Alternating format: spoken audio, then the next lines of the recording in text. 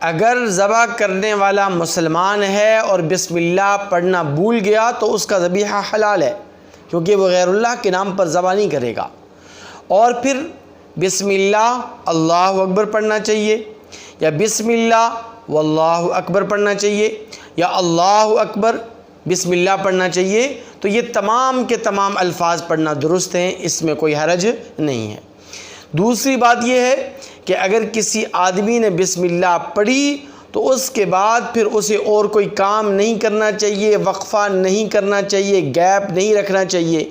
اگر کسی نے بسم اللہ پڑھ کر جانور کو لٹایا اور اس جانور کو زندہ چھوڑ کر دوسرا جانور اسی بسم اللہ کے ساتھ پڑھ کر ذبح کیا تو یہ ذبیحہ جائز نہیں ہوگا جب تک کہ وہ دوسری مرتبہ بسم اللہ دوبارہ نہ پڑھ لے۔